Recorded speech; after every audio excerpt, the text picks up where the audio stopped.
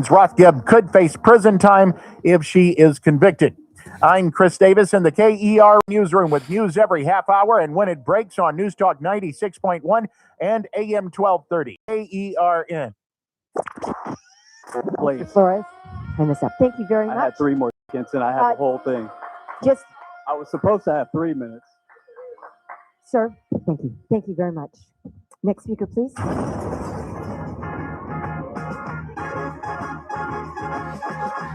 It's the JR Show. From Studio 99 at the American General Media Complex, here is your host, JR.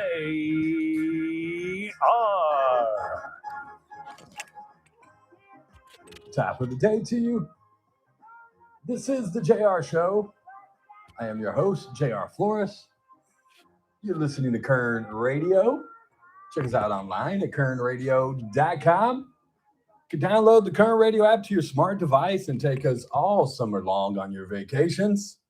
No, a couple of people that are out on summer vacation right now, as a matter of fact. You can also find us on social media, Facebook, Instagram, and X. Just look up Kern Radio, and also streaming live on YouTube right now. Just head over there, search up Kern Radio, subscribe, hit the notification bell, and you can watch us from the Kern Radio studios. They are powered by Adaptive Networks. For your IT needs, call them 661-241-0638. That's 661-241-0638. It is Adaptive Networks. Welcome to the JR Show. And we still haven't figured out what's wrong with the sign. We never fixed the broken adaptive sign. That's all right. They don't fix those kinds of things, but they can fix your ITs, your computers, keep you safe from hackers, Iranian terrorists trying to get inside waterways, all that stuff. Call Adaptive Networks. Oh, goodness. It's Friday, Chris, and it's Father's Day weekend, and I can almost guarantee, not that there's anybody in our office after 1 o'clock anyways in the cells across the parking lot there, but they're not alone today, Chris. Thousands, if not millions of people either went home early today or doing as I was doing during the lunch hour, just watching soccer. That's it. The United States. Okay, explain to me, Chris. You're the sports guy. Because I don't watch much of the soccer. Oh. It's halftime, right? At the moment, yes. At the moment. How many do we play? Periods, halves, quarters? Two halves. Two halves. They're called halves. Two halves. It's like college basketball then. Two halves that roughly can range around 45 to 50 minutes. 45 straight up, but they always get the extra like 2 to 3 minutes of time. Or like if there was a penalty, stoppage of play and stuff like that. Well, because the clock never stops. Exactly. Soccer is one of the only sports where the clock never stops. So they have to account for that. Which is ridiculous because then all they do is go back and add time at the end. Right. When if they would just have stopped the clock, it wouldn't matter. We would know exactly. Right. But if you do that in soccer, though, there's the problem of like when you stop the clock, what's the proper time to, because there's a lot of technicalities. When the whistle blows. The whistle blows a lot. Are you gonna stop the clock every time someone's offsides? Because that's a lot. Maybe. Well, okay. When do you take into account to add extra time then? What if it's a like if there's a card that's being like a yellow issued, card, a yellow or a red I know the card. yellow, the reds. Exactly. Yeah. An injury timeout technically would also account for that. There are specific things that add to the number. So then why don't we just stop it for those things? Do you see how it doesn't make sense? I get it. Trust me, I understand. And honestly, the one that would probably have the best answers for us would be Mr. Banks if he's listening right now. Mr. Banks? Or Baines Banks. Baines. Baines, yeah. The father of the twins that are both playing. Well, I know Fletcher is playing. I don't know if Palmer's playing. I ask that question every time. I apologize if you're listening, sir. But I know for a fact that obviously his two sons are very deep in college. Why not just college soccer? Why not just stop it? Anyways, a rule that I could not tell. It's halftime right now in the World Cup. United States versus Australia, right? Correct. And we're playing in Seattle today. Correct. And as opposed to last week, it was in Los Angeles. Correct. So, have you ever been to the Seattle Stadium up there? No, I have not. It's on my list of places to go, though. I've never been in the stadium, but I've been to Seattle and I walked around the stadium because it's literally in the middle of a neighborhood. Mm. It's like what's this? What do we call it now? Dignity Health Arena. It's like that. It's literally smack dab in the middle of a neighborhood. But it's a cool, really cool looking stadium. Again, I never got to go inside, but Seattle's a pretty cool city, or it was when I was there in 2017. Wow. 9 years ago? It was the summer of 2017. So about 9 years ago, this summer was when I was in Seattle. No, I take that back. 2016, 10 years ago. My daughter wasn't born. Her mom was pregnant with her when we went to Seattle. That I remember. And so it was for my birthday. It was in July. So it was July of 2000. Wow, 10 years ago. Time just flies by when you don't even realize it. But they're about to get started here in the second half of the World Cup match. And if anybody's listening, then you're not watching the game. I called the two kids right here in promotions, Chris, as I walked by. I called them un-American. They said, "What do you mean? Why?" I said, "You're not watching the game." They said, "What game?" Just put my head down and kept going. Just every time I think they can't disappoint me more, they just disappoint me. It's not on their TikToks. They don't know what's going on. I guess not. They'll see it later and go, "Oh, the United States won." But at least most adult Americans aren't paying attention to anything else but soccer today, as they just started the second half. I was about to drag. I have a TV on my desk in my office down the hall, and I usually have it on the news or something. Not the last 2 weeks. I don't think I've spent any time in my office. Most of the time has been spent in here or back in the control room. But I was about to drag my TV down here because I didn't want to miss the match. But then Chris was kind enough to put it on behind me. So we're not going to have much of a show today, just like many people aren't going to have. I'm kidding. We have a great show for you lined up today. Just like there's things in soccer we can't explain, like why don't we stop the clock instead of adding and just kind of making up a number of the extra time that we need to add to the end of the half? Because it's really just made up, right? Well, no, they have indicated. Is somebody sitting there with the stopwatch going, "Well, we would have stopped." Then just stop the clock. if you're clocking how much, if you have somebody that hits a stopwatch that says, "Okay, and now," then why not just stop the clock at that point? And you wouldn't have to add that extra time.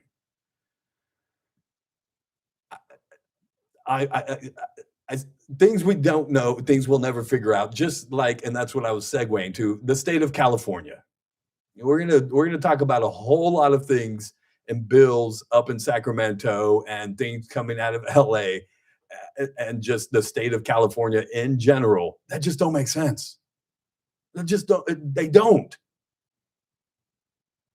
Just like adding extra time to the end of a soccer half when you could just stop the clock to begin with. I don't get it. So we'll talk about some of those things.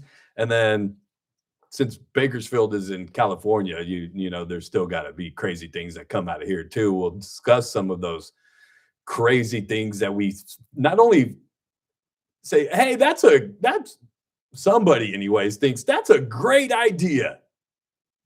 And then 6 months in, after even shown the data that this thing isn't working, still go, "You know what? But this is a great day. How about 6 more months?" I'll tell you exactly what I'm talking about inside the city of Bakersfield. And it is a Faith Friday.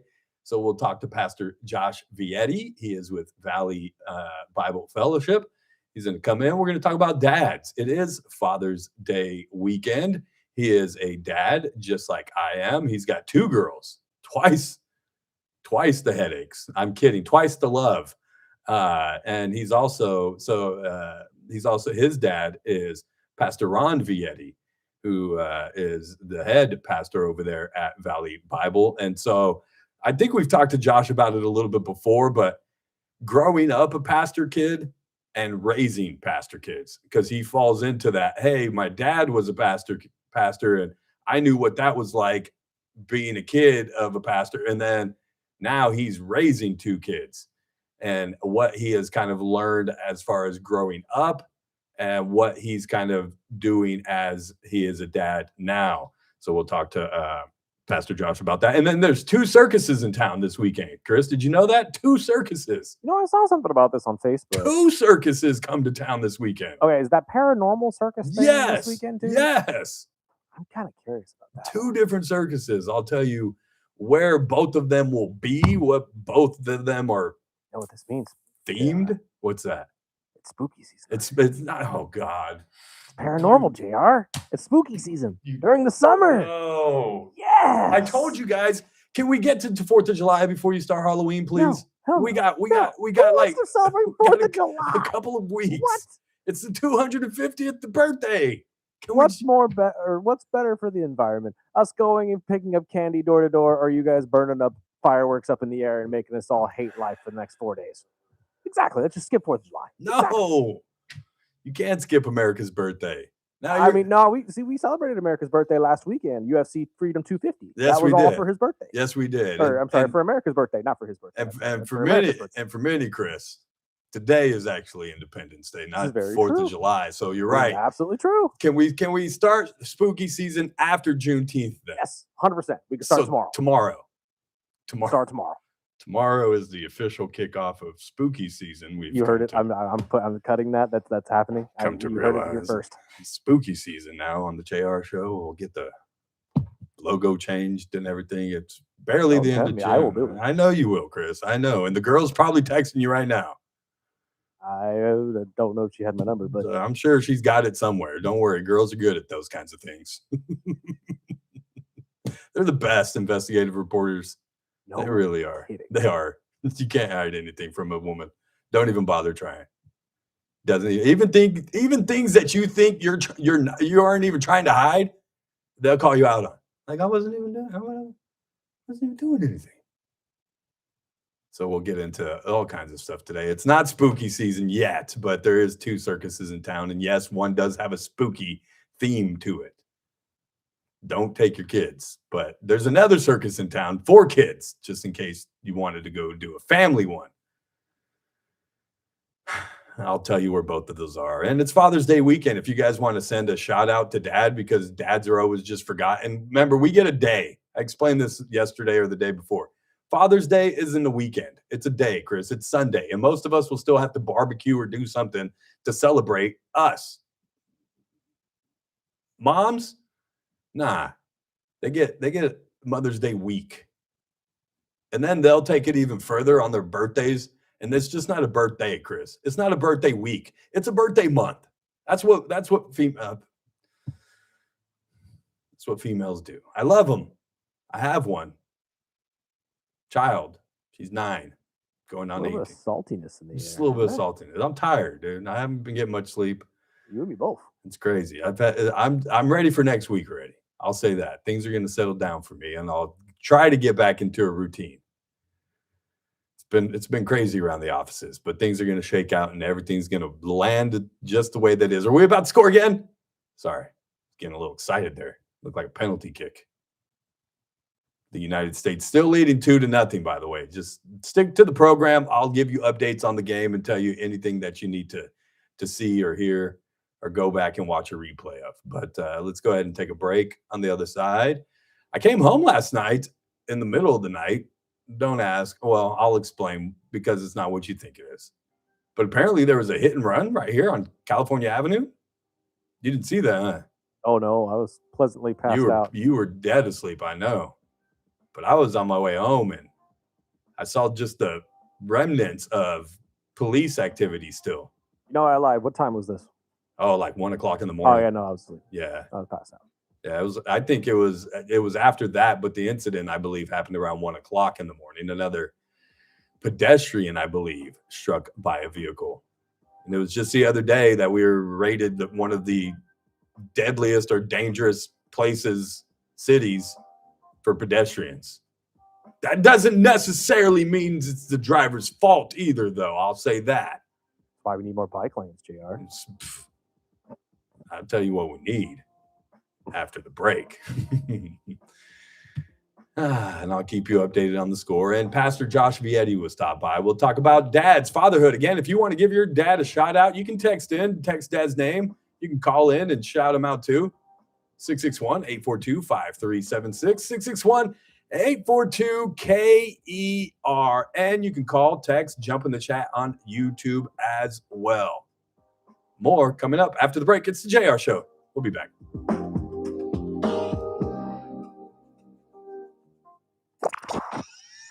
Current Radio, News Talk 96.1 and AM 1230, KERN. The Ralph Bailey Show, weekdays at 3 p.m. Want to thank Ambassador Jameson Greer, our U.S. Trade.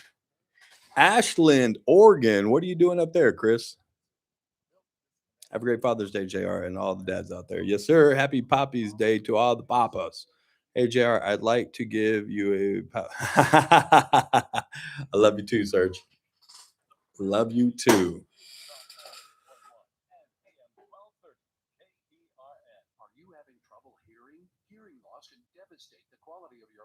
Sorry, I'm stuck on the soccer game. Is anybody else watching the soccer game? I guess not, because you're watching us. Is that Shakira? Is that Beyonce? Who is that? I can't see. Don't believe me. If I say I see somebody on the TV behind Chris, it's probably not what you think. Got me a hot apple pie, though. Fried apple pie, I believe. They're back. Oh, look at the crystals on that thing. It's like I opened up a jar from Highway 99. Okay, see this thing? Talk about crystals on that thing. Look at that. You see that? The fried apple pie is back at McDonald's. Go get them now. America. Because if apple pie ain't bad enough for you, we'll fry it. Just in time for the 250th birthday. Fried apple pies from McDonald's. What says America but that?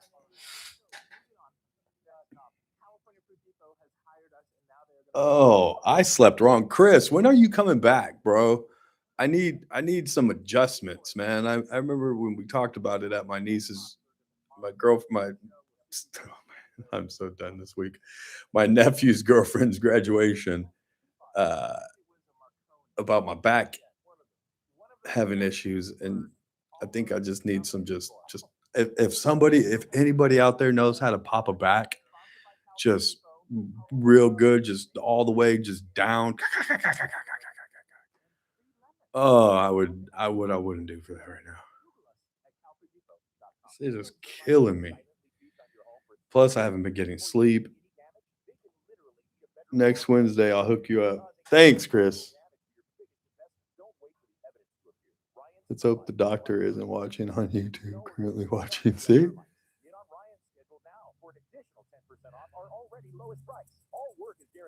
Mexico won yesterday too, right? Mexico won the World Cup, their match. See, I don't even know anything about it. I don't know who's the favorite. I don't know who's supposed to be good teams. I heard we didn't even have our best players playing. And most of the stars from America don't even play. My back. Oh.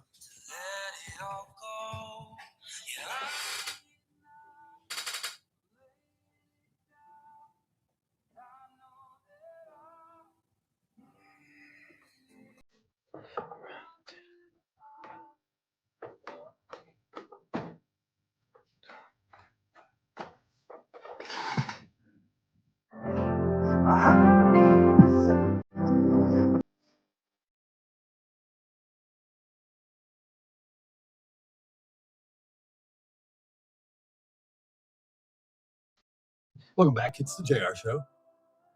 Happy Father's Day to all the dads out there. You guys, hope you have a great weekend. It's going to be a beautiful weekend. It's only supposed to be, 90 today? I opened the garage, and it was 63 degrees at nice this morning. 5:45 this morning. I walked out and said, this feels like the coast.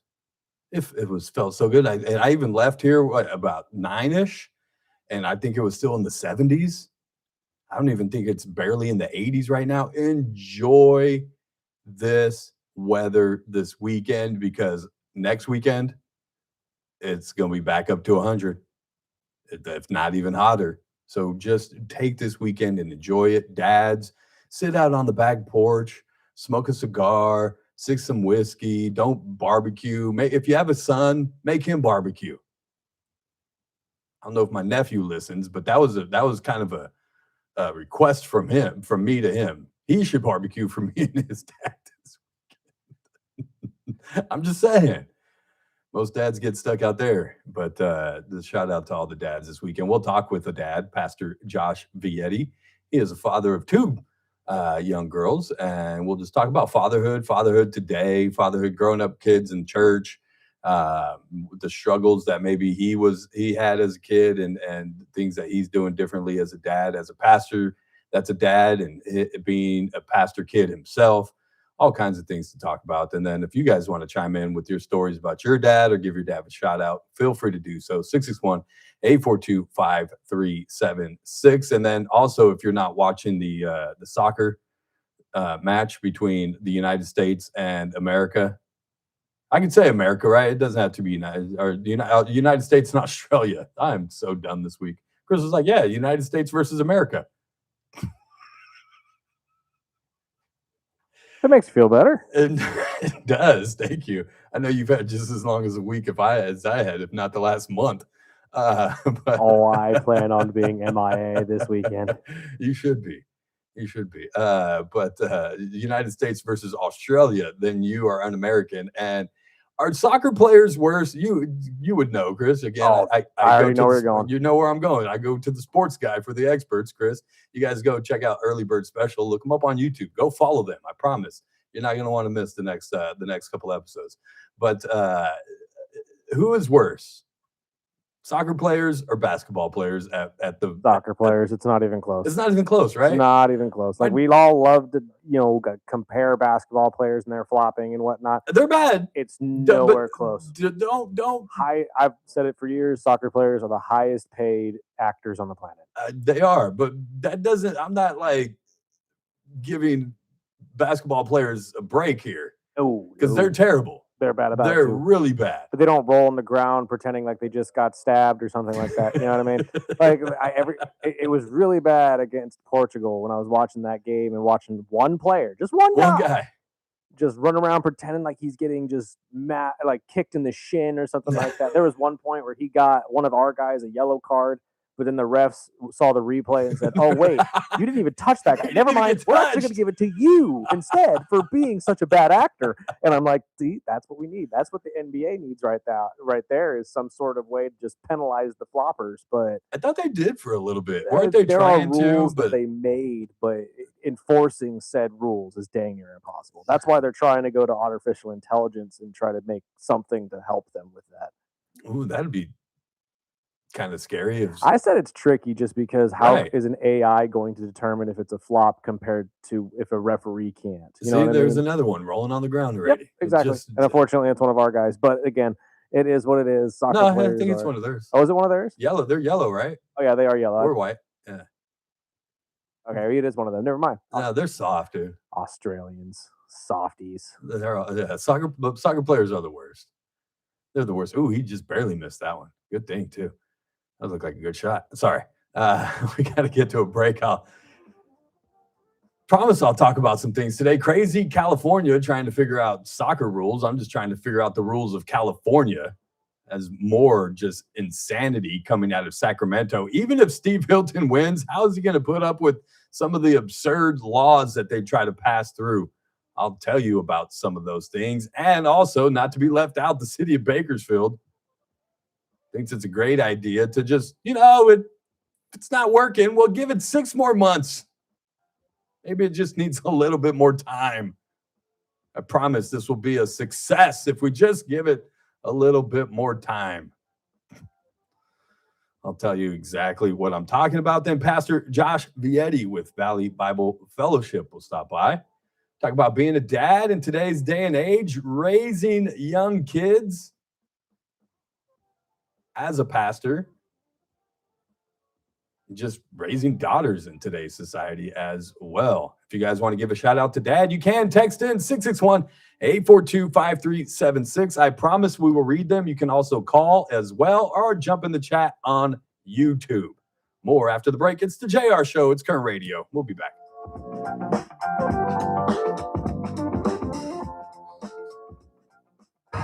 With SRN News, I'm John Scott. Tropical Storm Arthur, the first named storm of the 2026 hurricane season, weakened below the threshold of a tropical storm now, according to the National Hurricane Center. But the system has created coastal hazards across the Carolina beaches. Classroom. Coastal areas. Do you really have back cracking tools? What are back cracking tools? I'm scared to ask. But I'll at this point, dude, I'll go. And why aren't you in your classroom? I thought you were doing summer school. Are you in a different class? What's going on? I have a female doctor that adjusts my back. She right across from Casey's Steakhouse. Really? I don't like a dude rubbing my back. You're not wrong, Gordon. You're not wrong. But sometimes I just need a little more oomph in it. You know what I mean? My little Asian ladies don't have that same. They can walk on it and jump all over it, but they don't have the same thing the same strength my dudes do. Sledgehammer. There you go. Oh, it's Juneteenth. That's right. It's a holiday.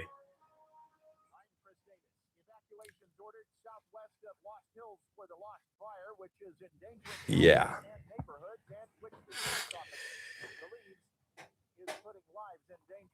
Oh, man.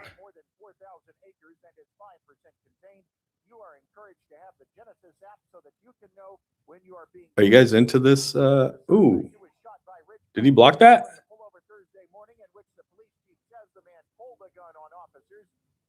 Better block that.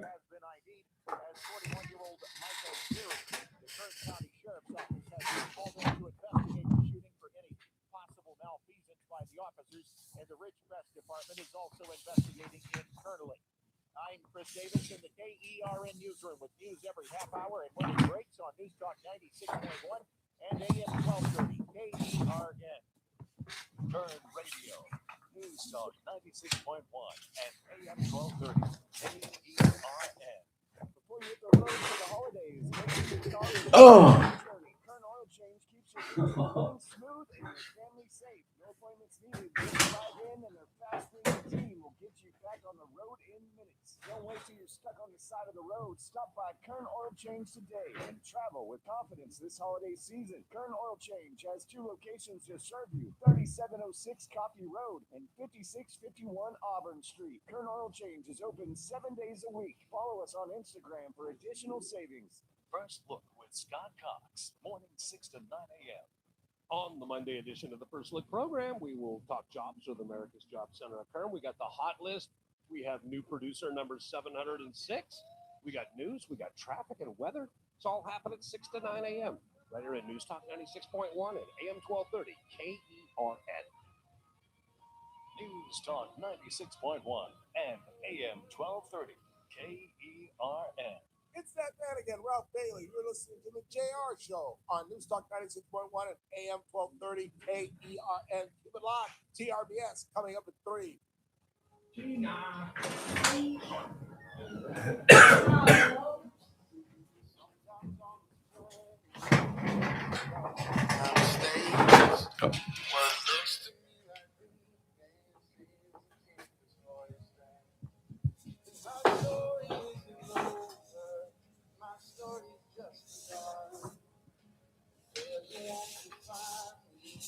That's what my father does.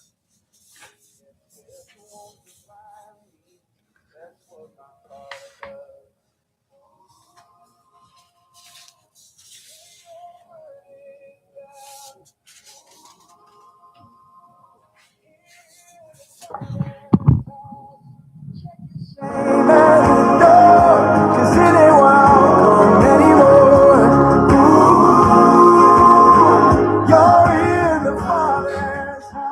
Welcome back. It's the JR Show. It's Current Radio. Check us out online, currentradio.com. Download the Current Radio app. You can find us on social media and also streaming live on YouTube. If you go over there right now, subscribe and hit the notification bell and watch us from the Current Radio studios. They are powered by Adaptive Networks. For your IT needs, call them 661-241-0638. That's 661-241-0638. It is Adaptive Networks. So they took a timeout right now, Chris. Did they stop the clock for timeouts? I believe they do for timeouts. So they stop them for actual official timeouts. Man, I'm an American just like the rest of you guys. I follow it as much as I can. I'm American too. I played it growing up. I don't even know. My dad was a referee, and I still don't get the rules. I don't understand, man. I'm American. You get offsides. That's pretty self-explanatory. You can't head each other. You can't kick each other. I don't. I guess I kind of understand. I don't understand offsides in hockey either, though. So it's a little confusing. It's the same rule. It's like a blue line, and then you can't go past unless one of their defenders go past. Exactly. Yeah, but for soccer, it's just your furthest offensive man cannot be further than their last defensive guy. So the last defensive guy is here, which is like right at the edge of the goalie box or whatever you want to talk about. Right. And your guy is on the opposite side of him, in between that defender and the goalie. He is now offsides because he's in front of everybody. Got it. Hockey, it's pretty much the same thing. Just stay behind the blue line until a defender gets back. Until somebody else goes by. Yeah. Got it. I don't, but I'm going to go ahead and pretend to get it. Are we still winning 2? Is it nil? 2-0. Yes. That's what we say, nil, right? Yes. I'll figure it out by the time we're done here. Trust me. See, every American says that, but we're going to lose in the round of 34 or 32 anyway. Wow. What kind of look, brother, we're having a great run. This is great. I love the fact that we're beating up on Australia. We beat up on Paraguay, and we got Turkey next, which is going to be easy because we don't even have to try. But I don't even know who. Like, I couldn't tell you what country is good. Argentina. Are they the favorites? I couldn't tell you who the favorite is. Who's the best? Who's the best player right now? Is Pele still around? No. I'm kidding. No. I'm kidding. No, that'd be Lionel Messi. Messi is still around? Messi is still playing. Who's the other guy? Ronaldo? I believe Ronaldo is still playing as well. I think this is his last run. Okay. He is with Spain. Yeah. I knew that. I didn't know any of it. And just like I don't know what the hell is going on in California sometimes, but that's just the state we live in because it's crazy and they come up with crazy things. So we just have to kind of deal with it. And it's one of those crazy things that they're about to do. Remember when we were talking about the Nick Shirley Act, when they were going to try to get you could be fined or sued or arrested if you were filming people doing stuff and you were claiming to be an investigative reporter. Well, now they have a new one. And this one is where officials could charge you thousands and even sue citizens for requesting public records. We've done that a few times here on this show, and I know a lot of people that do it to get information that sometimes isn't just available unless you go and request it. But this new bill is going to try to make it harder. It's from Assembly Member Blanca Pacheco, and it's backed by the League of California Cities, California State Association of Counties, and it basically seeks to overhaul the California Public Records Act. It would slow down transparency. That's for one thing. But the bill would allow agencies to either delay or reject requests deemed, quote, improper, including those filed outside business hours, charge $22 to $66 per hour, because remember, we are in the state of California, and well, if you're a state worker or you work for the city or the county, any kind of government in the state of California, if you work for them, you get paid pretty good. Don't let them fool you, except for maybe teachers. But $22 to $66 per hour for staff time spent searching, reviewing, and redacting records on commercial or high volume requests. I thought that was their jobs, Don't they already get paid for that? Don't they already receive an hourly wage as it is? So what is your job exactly? If you work in the records department, isn't it to go and retrieve things when somebody requests them? So why would I have to pay you for something that the state is already hired and paid you for? And then it would also allow the agency to file lawsuits against requesters accused of, quote, malicious intent. Who gets to decide that malicious intent? Well, the people protecting their very own information, that's who.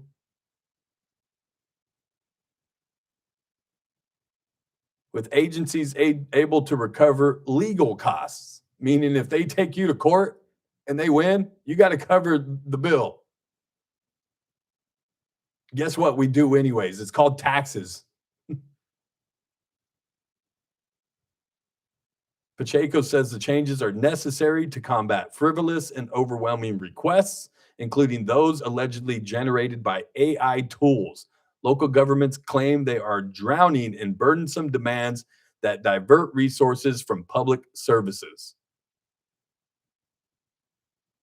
Critics, including the First Amendment Coalition, the ACLU, and journalists, warned the bill would chill legitimate oversight and weaponize fees and litigation against watchdogs and the press. They argue existing law already allows agencies to reject truly burdensome requests, and the new previous would further shield government from accountability. This also comes on the heels of, I believe, the high-speed rail trying to hide more of their information than actually make it transparent, and comes on what went down this week with Governor Gavin Newsom claiming that the Department of Justice has conducted has begun an investigation into his family, who, just the way it looks, has gotten very wealthy, it seems, from his time in politics, especially being the governor. And so while we all want more transparency, and I would even go as far as to say, well, hell, I wouldn't have to request anything if you just put it out. Why do I have to go and request public information? Shouldn't it just be available? Why do I got to put a request in and wait 10 days? Now, I understand some things. But hell, I just put in a request for my own police report that I had to make a couple of weeks ago.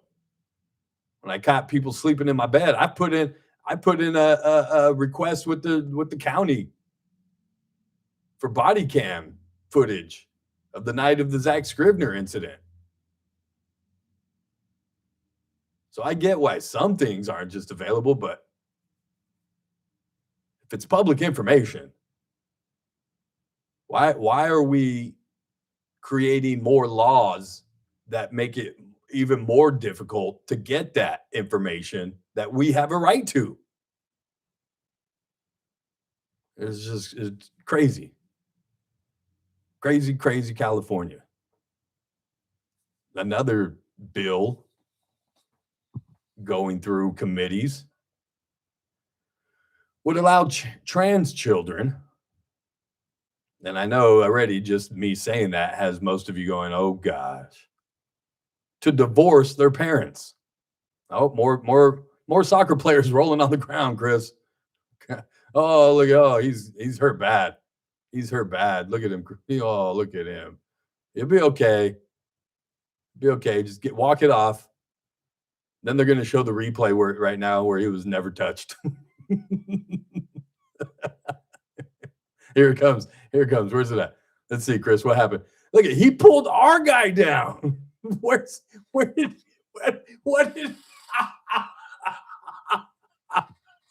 I'm sorry. You guys can't see what I'm watching. But he literally pulled our guy into him and then fell backwards and acted like our guy elbowed him. Soccer players, man, they are worse than basketball guys. I swear. And then he gets up. Like after they say no foul, he gets up like, dang, that didn't work. No, nothing happened.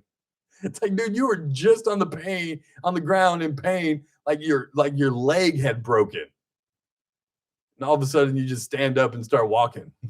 Okay. Sorry, I got the game. I'm like most Americans right now. If you're not watching the game, you're un-American too, okay? I can work and still watch the game. Just like March Madness. What's that? Just like March Madness. Yeah, just like March Madness. I wonder which one's worse. What are we talking about here? In terms of how many people? In terms of not how many people, I guess, so much watching, but especially every year during March Madness, they talk about productivity in the workforce comes down because everybody, again, is just watching the game instead of actually working. I'd say on a worldwide scale, obviously, the World Cup is probably worse. Probably. But in terms of Americans, we're probably worse during March Madness. Maybe. I know a lot of people that probably didn't go go back to work after lunch today. Just I'll take the long weekend. Must be nice. I should have done that. I didn't even think about it. I'd be like, I'm going to watch the World Cup. But sorry, I'm distracted just like you guys are. I'm watching the game. Are we still winning 2-0? 2-0 is still the score, right? Second half. With I don't know where the clock's at. I couldn't even. We're just about to hit the 80th minute. The 80th minute. There's going to be about 15 minutes left in the game, roughly. Is that what it is? Yeah. What they play for? 90 minutes? 90, and then the extra time. And then extra time. It really just depends how much extra time they get. Which I still don't understand, but I enjoy the game. Go America and Mexico. I got a backup team. You got a backup team, Chris? Scotland. That's my backup because I'm Scottish. Are you really? Yeah. The Burdick side of my family is Scottish. Huh. Pops is Scottish. You guys got anything planned for the weekend? Not really. No, my dad's out of town. That's my one thing about Father's Day. I usually just look at my parents and say, what do you want to do? And if they already have plans, I say, go ahead and do it. We'll leave you alone. Dad's leaving town. He's like, I'm out. Oh, yeah. That's Dad, stepmom are gone. That's a Father's Day, I guess. That's what I'm saying. You know what I mean? Go enjoy yourself. I always assumed like, oh, yeah, for Father's Day, I'm going to go spend time with my kids.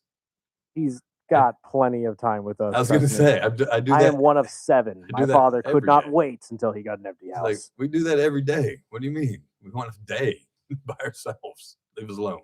Well, I usually leave my dad alone. just call him in the morning. Happy Father's Day, Pop. Thanks, kid. Have a good day. Okay. Sorry. Let's take a break. I'll tell you about this bill on the other side coming out of California. Trans children to be able to divorce their parents. Assembly Bill 1967, authored by LGBTQ. I guess I should just add the plus. Rights activist and Democratic Assemblyman Rick Zburr allows any minor residing in any residential facility to file a legal application against their parents without cause or evidence of harm. Tell you more, and other stuff coming out of California, like a nonprofit normalizing sex ed for kindergartens. LA City Council advanced a measure to allow non-citizens to vote in local elections. And then some craziness out of Bakersfield as well, trying to rename Cesar Chavez things. And at this point, we should probably just leave it alone. And if it's not making money, by golly, if we give it 6 more months to prove that it's still not making any more money, then we'll give it another 6 months after that. I'll explain after the break. It's the JR Show. It's Kern Radio. We'll be back.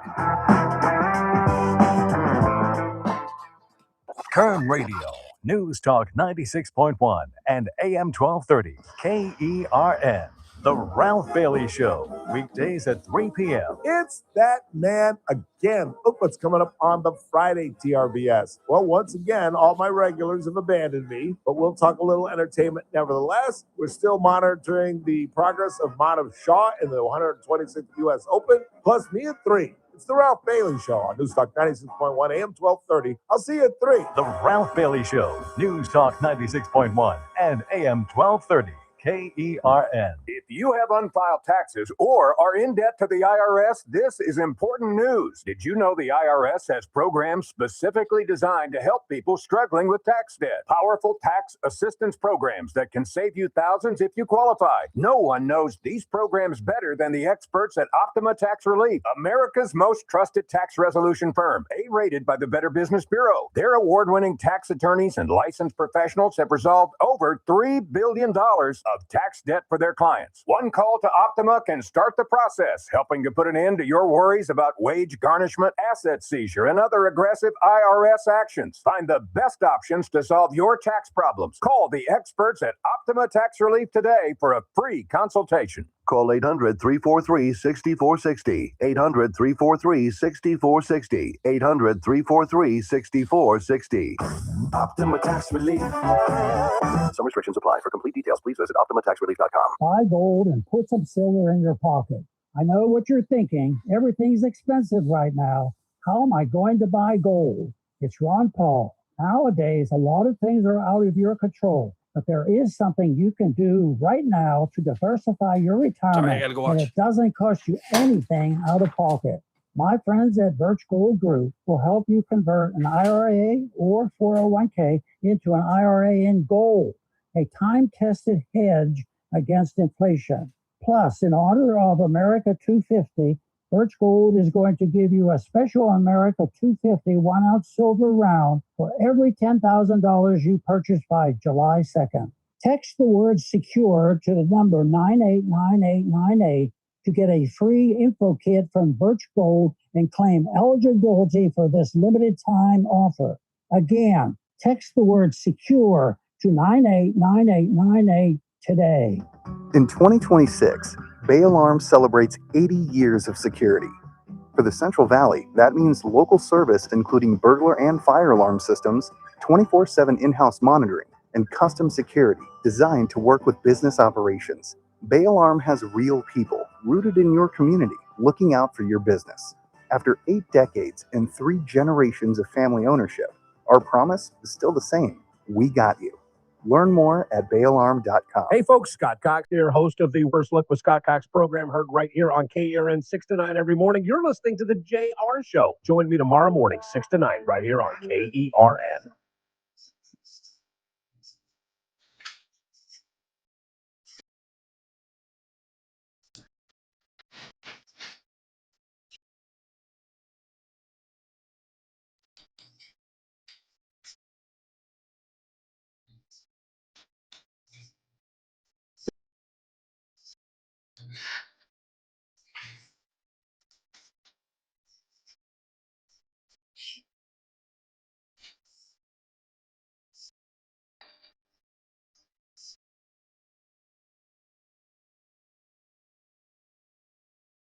Welcome back.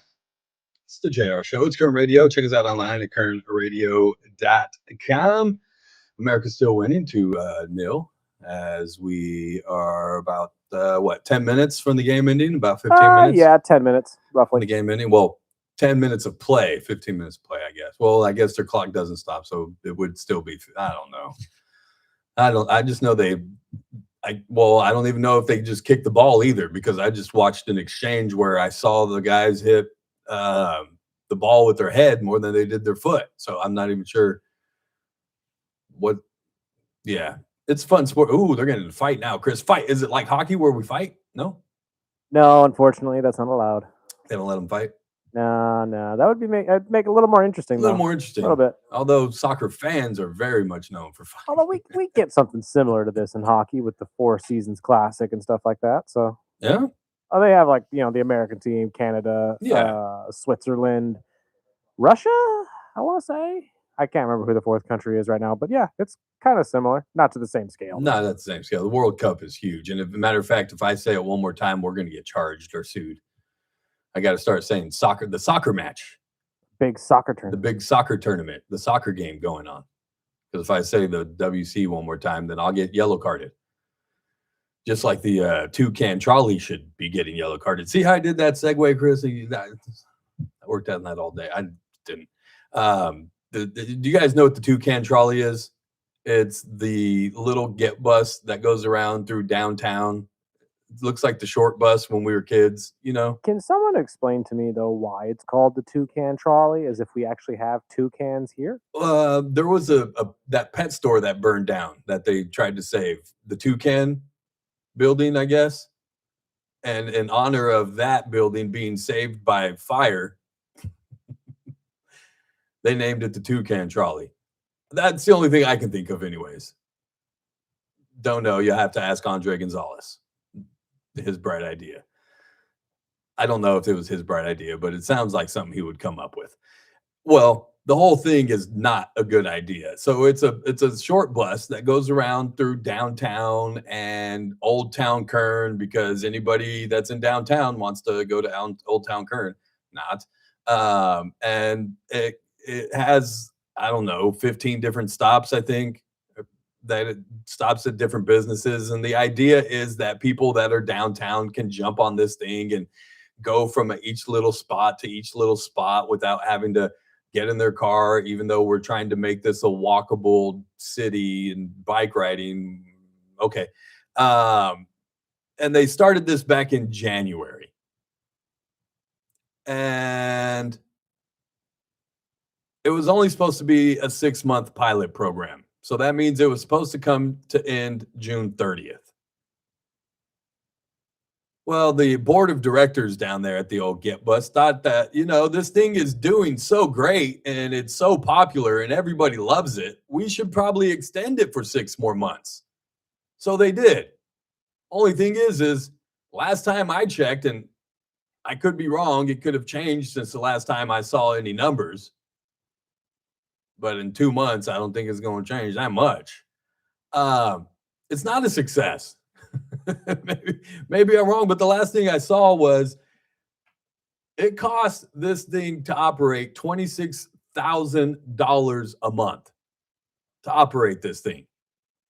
For it to be self-sufficient, it would have to have about 100 riders per day. Not a lot, right? It seems like a obtainable goal. Except the fact is that they only average about a dozen riders per day. On peaks, on Saturdays, about 46 riders on average.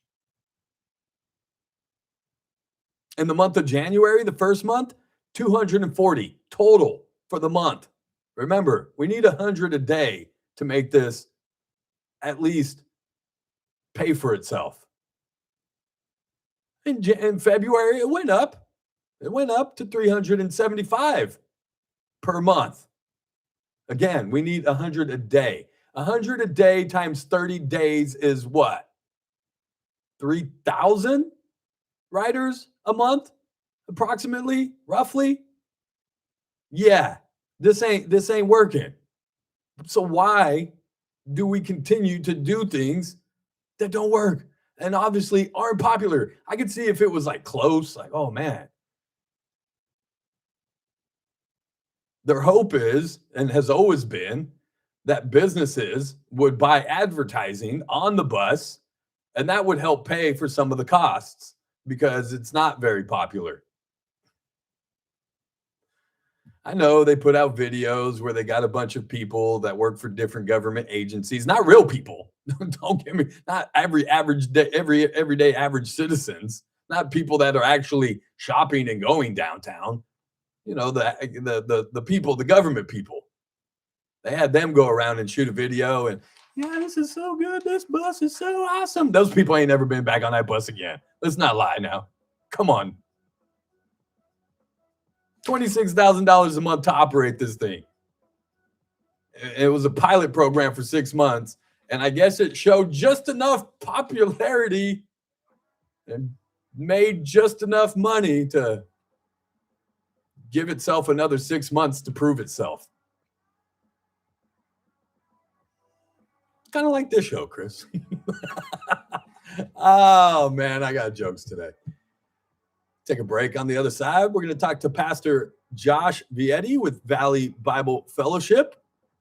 It's Faith Friday, and it's Father's Day weekend. We'll be talking about some dad things. It's the JR Show. It's Current Radio. We'll be back.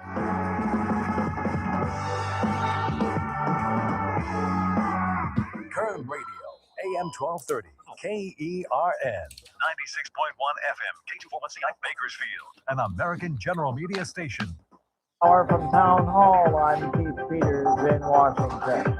There are hopes Friday that a new truce between Israel and Hezbollah sticks. Israel and the Hezbollah militant group agreed on Friday to renew their ceasefire after fighting postponed Iran-US I talks couldn't in remember either. Switzerland. Word of the ceasefire. I couldn't remember, dude. I was like, do we put him? I don't know. I'm going to keep him here for now. That is short. Here, let's put that one in there.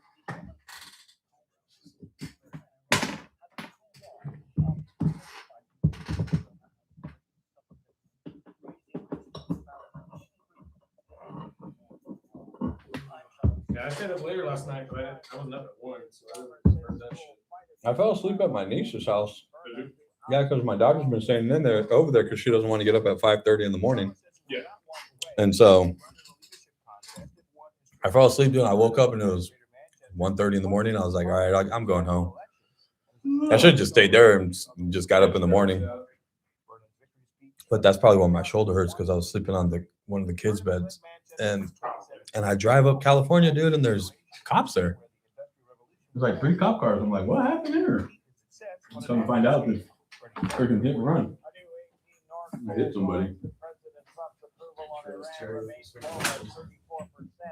I was like, whoa, don't leave him there.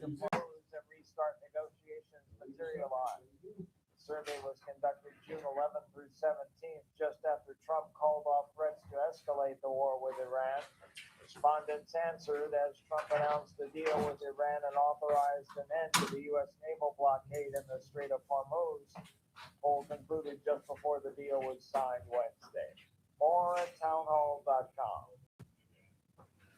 Drivers who switch to Progressive can save hundreds just by bundling home on What's auto. up, man? What's up, man? How are you? Saving money.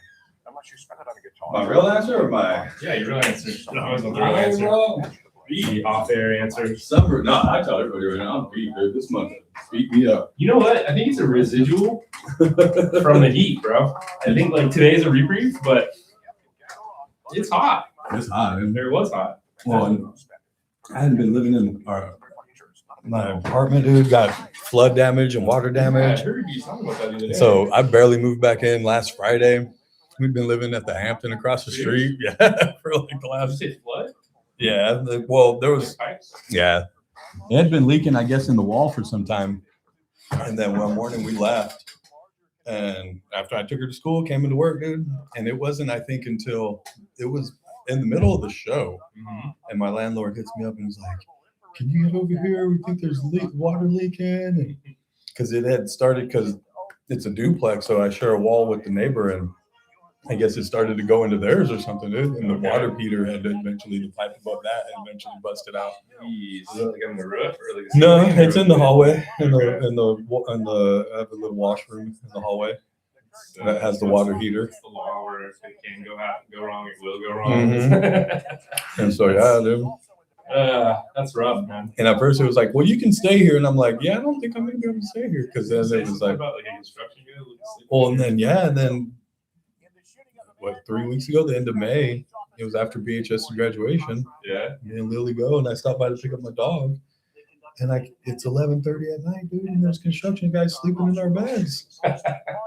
Like, wild, dude. They just figure. They from out of town or something? I think so. I think they're from the coast. They're like, hey, let's just stay here. And yeah, and so that was a mess, dude. That explains it though. From the coast, they just have that laid back attitude of like, whatever. And it's just like, And I was also, if they were sleeping on like the living room floor, it may have been one thing. I used to work in construction. I get it. Sure. But you were in our beds, dude. Yeah, that's not okay. Like, I'm throwing the mattress out. Not okay. Seriously. Jeez, dude. And then around here has been crazy. Yeah. With all the changes and adding the show, and we didn't have a producer. So, and then Scott's producer, the morning show, his producer had put in his 2 weeks, and so I was down 2 producers. Yeah, so all this week I've been getting up at 5:30 and coming here and being here at 6 in the morning. Bro, that's a lot. Yeah, and then so Lily was like, this week, it was like, all right, kid, you either got to get up at 5:30 in the morning, and I can go drop you off with grandma. Yeah. Or you can just go stay the night at your cousin's house.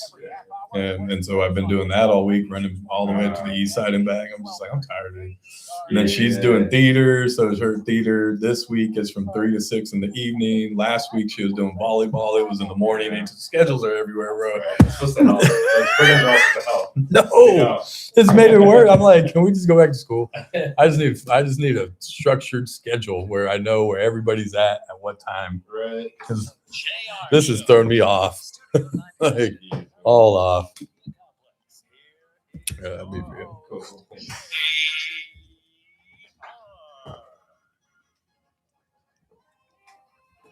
Welcome back. Second hour of the show. It's the JR Show. It's Current Radio. Check us out online, currentradio.com. You can download the Current Radio app to your smart device. Take us on all of your summer vacations, because mine's not for another 3 weeks, 4 weeks. Oh, I wish it was already, but we'll get there. We'll survive. And you can also find us streaming live on YouTube. What's up, Greg Kerr? Have a happy Father's Day. I was just going to say, happy Father's Day, you mother. Love you. Love you, Greg Kerr. You know Greg Kerr? Yeah. Familiar with Greg Kerr? My story. You got Greg Kerr. You got a Greg Kerr story? I wish I could tell him, but when I was in high school, you played football. I played football, and he had a segment called Hit of the Week. Yeah, I remember that. Right? And I was one of the kids that got hit. And they played it over and over and over. So a little beef with Greg Kerr. I like Greg Kerr. I like what he does. I thought you were going to say, like, I was this big, bad linebacker back then, JR. I was a wide receiver. And here's the deal. I caught the ball, though. You still held on. You held on to the ball. That's what counts. That's what counts. Yeah, it was fun. It was a good time back then. We're sitting here with Pastor. I know you don't like to be called Pastor, but you're Pastor. You're Pastor Josh Viette. At 45 years old, Pastor Josh Viette. He is with Valley Bible Fellowship, way over there off of East Brundage. Yeah, East Brundage, and we have another campus on Coffee over by Coffee and Olive, and that's our Northwest campus. Nice. How long has the church been now? How long you guys been? 70. You just celebrated, right? 51. 51? Yeah. Oh, this year's 50. Last year was 50. I talked to Dad last year. 51 years. Yeah. That's pretty wild. It is. And Dad has helped bring the church to where it is today. And yeah, he started it in his living room. Literally. Yeah, he was a youth pastor at another church, the one that my dad grew up in. And the way he tells it, the story he tells, is that they didn't like the way he was doing it. They said they were going to get a real pastor, and so he said, well, I'm going to start this thing in my living room, and he did. And it's grown to what it is. Consistently doing something for that long makes a difference. You know what I mean? You talked about accepting the role or the title now of pastor. Yeah. And growing up, I guess, and since it's Father's Day weekend, I almost told you to bring Dad. Oh man. I almost texted you and was like, just bring Dad in, dude. We'll do a whole vacation mode right now. Is he? Like growing out the beard. He's like all of us. Really in vacation mode. He's like all of us right now. Like, don't bother me. I'm not doing anything. It's summertime. The schedule's all jacked up. No. But growing up as a pastor kid and your dad being the one that started the church, did you always feel like you just said, I've accepted it now, but did you always feel like that was your faith, that was your role, that was your destiny now, was you are the one that's taking over the church? Yeah, so I knew, I felt a strong responsibility in it. And part of it was just growing up and just kind of understanding how the church works and understanding like VBF is very unique. It was started, like I said, in my dad's living room. So it's hard for an outsider to come in. And so I kind of knew that nobody else was going to be able to do it. You know what I mean? And I don't mean like physically do it. They could, there's a lot of people that are very talented out there, but just knowing the culture of VBF and knowing kind of how to fit into that culture takes a lot of time.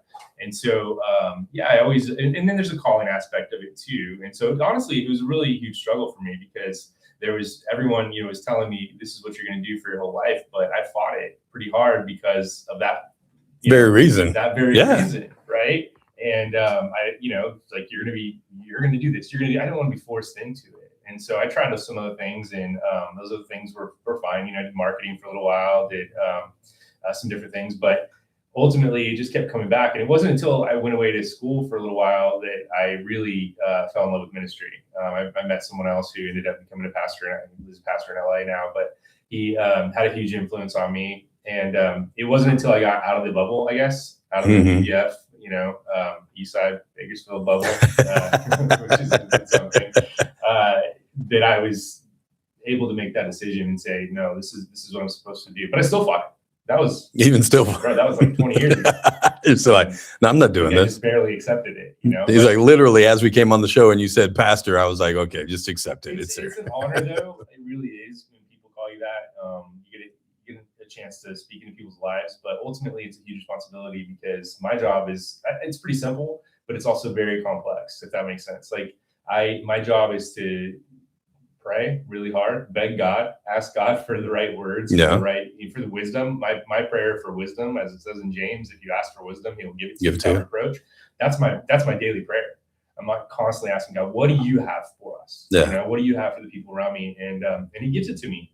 He does. He's faithful. Turns out that when he calls you to do something, like the radio is a calling for you too, you know, and you show up and it works. Oh yeah. 2:00 sometimes I don't know what the heck I'm going. I'm like, God, if you got anything for me today, I can use it right now. Well, I was hoping you wouldn't ask me what I'm talking about on Sunday because I don't have it. I don't have it down yet. I don't know. I'm not 100% sure, but I'm praying and I'm studying hard and it just, it comes together when it comes together, but it always does. It always does. When you're, I always say and it's what I taught my daughter at a very young age, because she would ask, even when we went things through separation with her and her mom, she would always ask, why are we here? Why are things this way? And I'm like, all I know is that if we're close to God, we are where we're supposed to be. 100%. God has us right here for whatever reason it is. And I might not understand it, and you might not understand it right now, but I know that as long as we are staying close to him, then we're supposed to be. Well, if you crack open a Bible and start reading it, and you know nothing about religion, you know nothing about church, you're gonna be like, this is a book of hairy situations. Like, this is a book of like situations where people like they don't know what they're gonna do, and God comes through, and often He comes through in the last moment. And I think it's His way of teaching us reliance. Resilience, reliance, patience, fruit of the spirit, right? I learned, Josh, never pray for patience. Oh, bro. You know why, right? Because God isn't going to give you patience. Right. He's going to give you a reason to be patient. 100%. All the time. Like, oh, you want to be? I give you more patience. Here, deal with this situation. Plenty of those reasons, So yeah, you got 2 kids. Yeah. Part of the reason I brought you in, because you're a dad and it's Father's Day weekend. You guys got anything special going on over the weekend? Yeah, so church, I'm speaking. Then after that, my wife was like, what do you want to do for Father's Day? And I said, honestly, I just want to barbecue by the pool. So I'm gonna get some good quality meat. That's my. Why do dads do that? We're just like, you know what? We got this. We'll just go out and barbecue. Just let us be for a little bit on the porch. Control issue. Not that my wife couldn't. She could probably do a better job than me, to be honest. But it's like I know what I'm gonna get. Yeah. Rather than going to a restaurant and sitting there for 45 minutes before you get a table and food and sit down and handle all the things. Just be comfortable. Be at home. I don't like going out at all. No, are you a recluse? I'm introverted. Are you? For sure. How does that work, being a pastor and having to be on stage every other weekend Right. and standing in public speaking? I just went through Not only public speaking, but people come to you in private and want to talk, and that's a lot of the pressures I think that go into what people don't understand. Yeah, it's preaching every weekend or whatever, and coming up with that sermon, but it's the private things. Those are probably the heavier moments than having to get up on stage. Yeah, it gets hard, and I'm not always at my best when I'm out and about. The other day I was trying to read to somebody at my kid's soccer game, and if you're listening, sorry about that. But I love it, dude. I just, it's hard because people do expect you to be on, but you're in the same boat, Oh, yeah. People start to see you through YouTube now, and they know your face, and of course they know your voice. How many times have you said something, you're like, oh, you're really good? It used to happen all the time. One time we were walking around the kids' school track, and I was just talking to my daughter's mom at the time, and hey, I know that voice, and I'm like, oh boy. And yeah, it's tough because I am who I am, and I try to be the same person on the radio, but you have to at least put on that still persona, I guess, a little bit. Absolutely. And be the pastor. You know what I mean? Yeah, absolutely. It's not as hard anymore, but I learned through mental health. I do mental health stuff too, and I've learned that if you care for people, if you care about people, genuinely, if you genuinely care, that it takes energy to care, right? It actually pulls energy from you to be empathetic. And so, some people, the extroverts, they get energy from people, but introverts, energy's pulled from them. But I care a lot. That's the thing. Like I care. I want to make sure that everyone, gets the best version of me when they see me, but it's just not always the case. Oh, but and like you even admitting going, yeah, I got upset with somebody at the soccer game. I get upset every day at people driving around this town. I'm constantly yelling out of my window, and I have to remember grace, JR. You got to give them grace. But for you guys, for pastors and everything, because you're almost, I don't want to say put on a pedestal, but you're looked at as you're shepherding this flock, and not that you're not human, but you're elevated above that status. And when you do have those moments, it shows people. And it's like when I talk about police officers or somebody, they're human beings. Yeah. Your pastor is a human being. He's not perfect. Trust me, none of us are perfect. Not even anybody in the Bible except Jesus was perfect. I mean, Moses, everybody God used failed at some point in their life. And so I think those moments of just humanizing you, of being a human and allowing us. I mean, heck, I think even Jesus at one point got upset and turned tables over. 100%. He did, and that was righteous anger, and people don't like it. They people didn't like Jesus, obviously, right? To the point where they crucified him. So, you can do all things right in the world, and even when you're out and about, and still fail. And so I've just decided I'm gonna take it easy on myself. I'm gonna, give yourself grace. Give myself grace. Give myself a pass sometimes. And when I mess up, I turn around. I'm just gonna do better. I'm gonna, turn around and I'm gonna get back on the horse and try to relax a little bit. Just take it easy. The patience thing is huge. But here's the thing: I did a teaching on the fruit of the Spirit the other day. And I think Paul was very intent on the order of things that he wrote. And when he wrote down what the fruits are, when he wrote down the fruits, the first one was love. And I think that if you skip that part, it's really hard to receive the rest. Like you have to receive love from God first. That's where you have, that's the connection, right? Yeah. God is love, right? When they asked Jesus, what's the most important thing in the world? Love the Lord God with all your heart, soul, and mind. Love your neighbor as yourself. It does begin with love, but it begins with love. It doesn't end there either, right? It begins there, and then you learn the rest of the fruits, and you learn the rest of the godly traits that God has, love, then joy, then patience. What I mean? Yeah. That's, I love it, man. Let's take a break and we'll talk about raising kids nowadays, which is always fun. You're the dad of 2 girls. I've got a daughter myself. Raising girls in today's society, raising kids in today's society, raising your kids as pastor kids, and knowing what that is like growing up a pastor kid, how you might do that differently, or things that you've kind of learned growing up as, and then we all do it. It's just not pastor kids, right? Us as parents in general go, what did our parents do? And let me do the opposite, or I didn't like when my mom did that, so I'm not going to do that when I'm a parent. We're really good at finding out what our parents, remembering what our parents did wrong. We're really bad at remembering what they did right. Yeah. Yeah, like keeping us alive this long. Yeah. We'll take a break. We're talking with Pastor Josh Viette. He's with Valley Bible Fellowship, talking about dad stuff, all kinds of things. If you guys want to chime in at any time, feel free. 661-842-5376, and America wins, baby. Yeah. What was it, 2-0? Is that what the final was? That's right. We go on to play again, I don't know, in another week or so. This is Turkey one more time. That'll be next Friday because this plays out longer than the NBA Finals does. We'll take a break. I'm so confused. See, it's all over. I'm so confused. I don't know how to play the sport. What rules? What? Seattle, right? That's in Seattle. Yeah, I've been to Seattle. You been to Seattle? Oh yeah, I spent some time there. It's a fun city. It's a fun city. Yeah, we'll talk more after the break. It's the JR Show. It's Current Radio. We'll be back. I haven't been in 10 years, but yeah, it was fun when we went. I went to market therapy in Seattle. Did you really? Mm-hmm. Heck yeah, dude. Yeah, it was awesome. It was a defining moment in my life. How was that with it all? Like you're like, I'm gonna go therapy in the moody city where it's all gloomy. Well, yeah, it is funny. You know what I mean? Yeah, it was in a little town north of Seattle, but it was really cool, man. It was really cool. That's something I needed. It was funny because I thought, it's like, well, you love Jesus, you never need therapy. Oh, I know. That's not how it works. No. So I had to learn. You probably needed more to deal with the world. I had to figure some stuff out. Someone stole a Sacramento police car. Oh no! Got all the way down to Laredo. At Laredo? Yeah, What is with stolen first responder cars ending up in Bakersfield? That's funny. Yeah, yesterday, the day before. That's crazy. I was stuck in traffic on the 5 past Gorman. It was like between Gorman and Santa Rita for 4 hours a couple years ago. Oh. And someone from Bakersfield stole a semi and rolled it over and caused a huge problem. That was the worst. Man. And I had to go to the bathroom.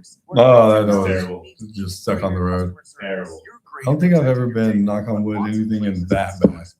I mean, I've been in like some backed up traffic, but never completely shut down, Have stopped you the ever road. been caught in a monsoon in Vegas or on the way to Vegas? No. Me and Chris kind of did. It was a little funky storms. I think it was either Chris or Steven. Maybe it was Steven. Because we were going to Vegas last year a couple times for the Raider games. Yeah. And we got hit by some crazy little storms. I got stuck there too. They were flooding the bar stuff. Yeah. I think it was right after the state fruit checkpoint that's never manned anymore. Right. It was right around there. I think it was all getting flooded. What the heck? That's funny. Yeah, it was crazy. Oh, the chair? Dude, I don't know what is wrong. You can pick another one if you want. It was doing that to somebody the other day, too. All these chairs are broken somehow.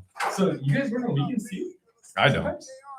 I mean, I'll come in like if I don't have her, if I don't have Lily, I have nothing else going on. There's always stuff for me to do. Yeah. So if I'm bored enough, I'll come in. But lately, I've been wanting to.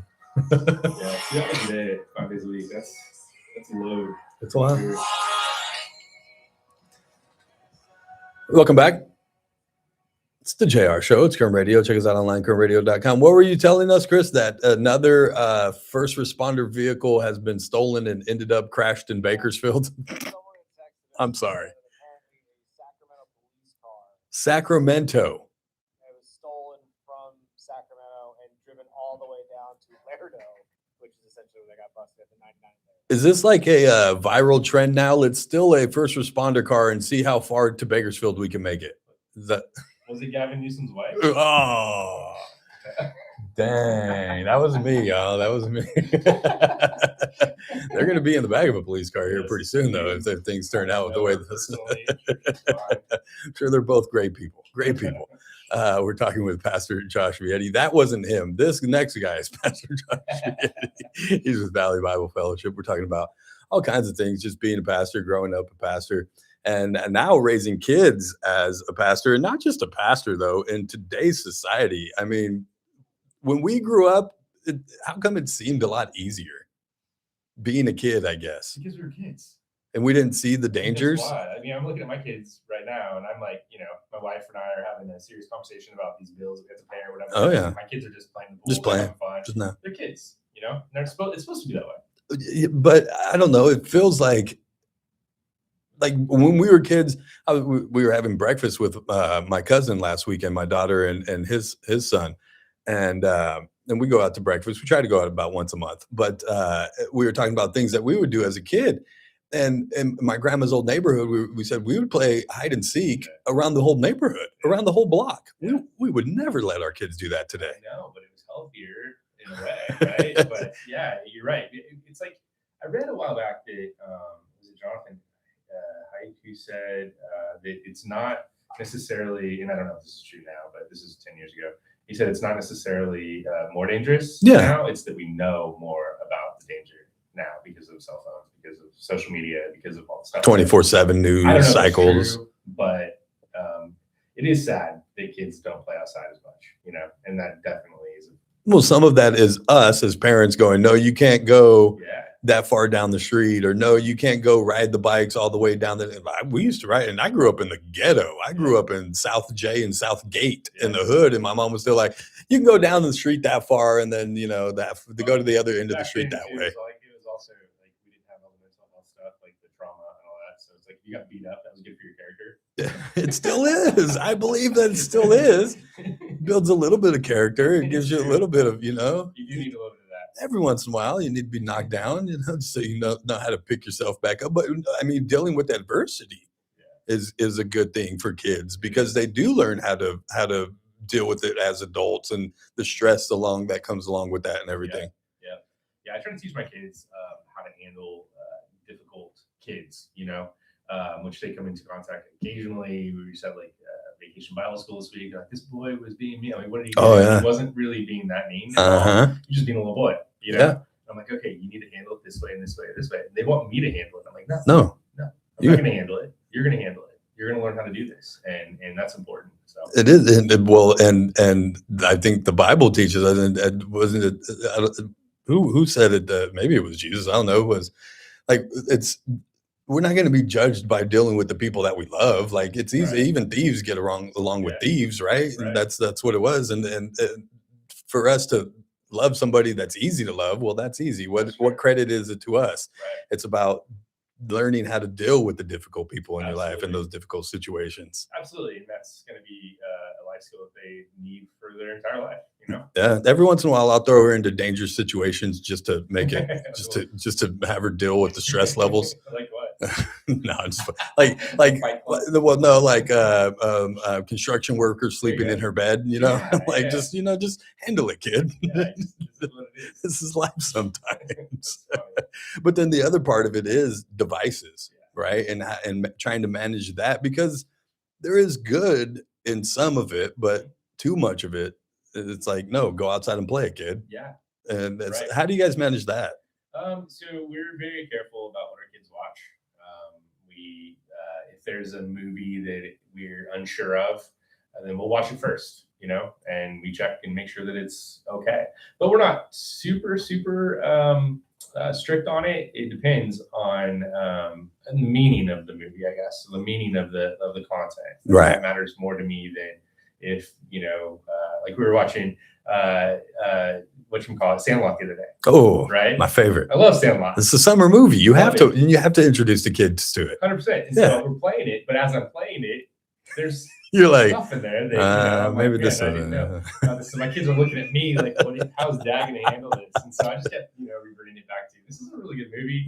This is kids playing baseball. This is kids, dealing with stuff, and it's good. It's a good thing. And so, I think we just try to make the best decisions we can and let it lie. But as far as time on digital goes, we're very intentional about that because my wife is actually more strict than I am, which is good. But there are moments where we need them to be busy and not make a mess. Yes. Right. Yes. So there will be moments where it's like, hey, do you want to watch something? And they look surprised, like, yes, I do. And we let them watch something for an hour or whatever, But we always try to, and my wife is really good at this. She tries to get them back onto like a creative project. Yes. I was just reading a book. It's called The Meaning of Your Life, I think, by Arthur C. Brooks. Very good book. Well, I can recommend the first 4 chapters. That's how far I am. But really good book. But in that book, he was just talking about how like we don't take time anymore to be bored. Like being bored is the worst thing in the world for us. And it's not. But it's actually really good for your brain. It's good. It's good for your creative brain. Yeah, to sit in boredom and try to think of how can I keep myself busy? How can I keep myself entertained without some outside source doing it? Yeah. And you know what? It's harder to parent like that because when they have time away from digital, they're making a bigger mess. They're, but it's also, that's another learning. They're bugging you more. They're bugging us more. And, the other day, my daughter, I didn't have time. I was busy. I was running. I was doing something. My daughter looks at me and she's like, Daddy, I know you're going to say no. I love that Will one. you play with me? And I'm like, first of all, why is she thinking that I'm going to to say no? I know. I've said no too many times. And so it hit my heart. And I was like, yeah, of course I'll play with you. Yeah. Whatever I'm doing, you can wait. Sometimes you just got to stop and play, man. Well, that's the best thing. Too, man, is we're missing out. Like I went through my mental health stuff, which I talk about openly. I have no problem talking about that. But during that time, I wasn't present at home. And I wasn't like there, even though I was there. Can you talk more after the break? Yeah, absolutely. Talk more after the break. Pastor Josh Viette. It's the JR Show. It's Current Radio. We'll be back.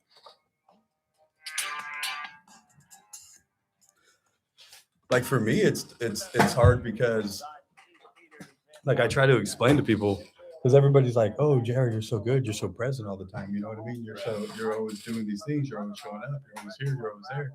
And for me, it's like I don't have my daughter all the time. And so what happened now? Oh, the missing song. Any song you want to hear?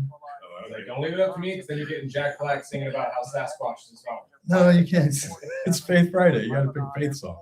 I don't know any Faith Father songs. Most of mine were songs that had to do with father, like Run to the Father and that's all I'm saying. My Father's House. At least I'm sticking with the theme. The last song on my playlist is Cruel Summer by Taylor Swift. I don't even know why. Like I didn't. You want to see what mine is? We can play this game. I don't even know. Let's go to my Spotify. I think I changed mine. When I got in the car, I think I changed it, but it was like Descendants or something. I think it was Olivia Rodrigo, maybe. I don't even know. I'm like, oh my gosh, I gotta listen to this one more time. Jelly Roll has a good song. There you go. With Brandon Lake. Oh yeah. Something about Heart Fought Hallelujah? Yes. Yeah. I don't know why. But yeah, no, for me, so it's like I'm just trying to maximize the time that I have. And even I'll think about it and be like, okay, if I had her 100% of the time, would I still be showing up and doing as much as I do in this short amount of time that I have? Yeah, in a way, you might be more intentional because of the time you have. You know what I mean? I'm like, okay, I only get 60%. You know what I mean? But with that 60%, I want to maximize that 60% to 100% when it's there. Yeah, for real. And that makes such a huge difference, growing up, if your parents are present. News Talk 96.1 and AM 12. So it's I mean, and I get that sometimes too, where she'll come and, like it's, I know Dad's busy. And, yeah, I work at home a lot too. And so my wife, she's in school. And so we're working at home a lot. And so there are moments where we're just like, hey, can't bother Daddy for the next hour, can't bother Mommy for the next hour. But something off the menu from Casey's Steakhouse. You're wondering where am I? I am at 2525 F Street, the Stockyard. Yeah. And pray a lot of prayer. Right next to they don't come with instructions. They don't. And it's crazy because like we talk about like, oh, well, our parents did this, so we want to be either different in this area or different in that area. But kids, like our kids are different from us, you know what I mean? And they need different things that we needed. And they, you know, yeah, that's very true. Every kid is different. Heck, you got 2 kids and they're probably needy in different ways, you know what I mean?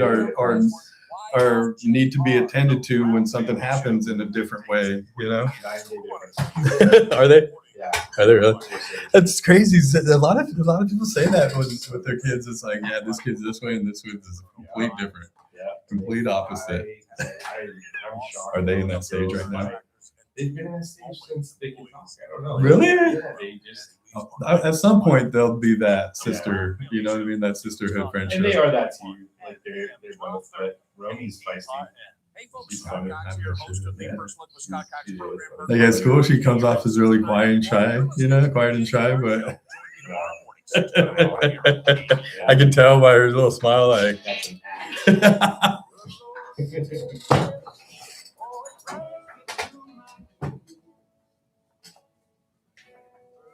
Little Red Clay Strays.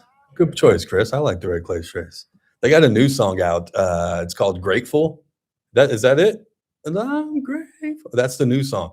So I was sitting in my, sorry, we're back. It's the JR Show. We're sitting here with Pastor Josh Viette with Valley Bible Fellowship. I was sitting in my, a lot of people know that I had a bunch of construction going on in my house, and I barely got back in last Friday, and the place was a mess, like a complete. There's dust everywhere. All my stuff's scattered throughout because it was a mad scramble just to get stuff out of the way so the workers get it, and they don't clean up.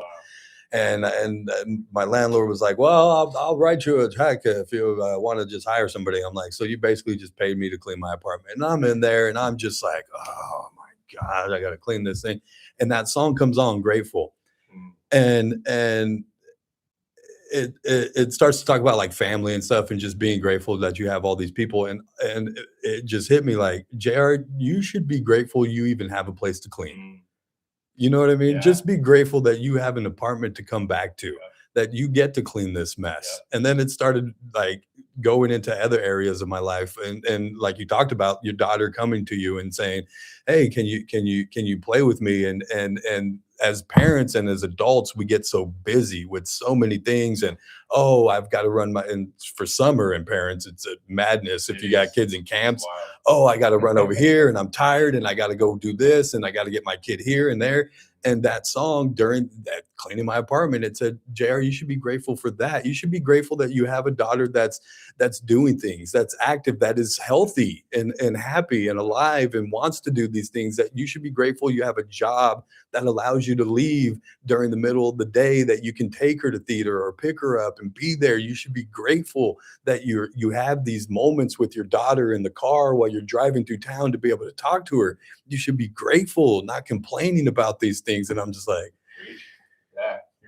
God, I'm gonna try to be grateful this week. Well, that's one of the great things about pastoring and doing mental health stuff is you're constantly working with people that are in a difficult time, and so you go back and you think, okay, I'm not there. I thank God that I'm not there for that moment, but they are there for a moment. But every moment passes too, and so. But being grateful and being thankful for the little things and the things that you have, it changes your whole mindset. Yeah, it's perspective. I mean, one of my favorite books, if not my favorite book in the Bible, is Job. You know what I mean? And it's because it gives me that perspective. It reminds me that it could be a lot worse. There are people in this world that have it a lot worse than you do, JR. You got to live in a hotel for 3.5 weeks and you complained about it. Yeah. There's a guy, and you've seen him before, and I talked to him the other day, the guy that lives out here with the braids. Yes. I remember you told me you stopped and talked to him once and prayed with him once. And I got the opportunity when I was living in the hotel across the street. I would walk back and forth from work. I'm like, oh my God. But then I think I'm complaining that hotel life is so rough, and this guy's sleeping on the streets. And I talked to him the other day, and I was like, "Hey, how are you doing?" And he's like, "Not too well. I was sleeping, and someone just rolled up and shot me in the face with a paintball gun for no reason." I'm like, "What the heck, dude?" We don't know what people are going through, Always. Really well, and that's why I always try to remember when I'm yelling at people through the windshield. Why are you braking? Why? Right. Why don't you know where you're going? If you were going to turn, why didn't you move over 3? And then I have to remind myself, JR, they could be dealing with so much things right now that they're not even the mental state to know where they're going. Well, when you snap, and even small snaps, when you flip out on someone. The other day, a couple years ago now, I flipped out on somebody for driving fast in my neighborhood. I chased them. They ended up at Casey's Steakhouse, and they got out of their car, and I yelled at them. Not my best moment, but I've worked on it really hard. Now I see the signs, like. Stress stacks on top of one another, and if you get overwhelmed, then you get to that point where it's easy to tip over that scale and get really angry. Yeah. And so I've learned that when it starts building, I learned, okay, now it's time to tackle those things. Deconstruct it a little bit. Where's this coming from? You know, what can I control here, and what is out of my control? And if it's out of my control, I need to stop worrying about it. Mm-hmm. You know, but if I can control it, or if I can do something about it today, then I will. You know, Yeah. and that's that. And then you kind of lower that stress level, and then you won't flip out. You know, easier said than done. Easier said than done. I'm trying. Again, I'm trying to remember perspective and grace. Yeah. I think those are the two key takeaways from at least this experience of not having a home and being like, I am so frustrated by this whole situation, but I'm blessed to be in this situation, I I was guess. just reading about this week about Jairus' daughter who was dying, and he asked Jesus to come and heal her.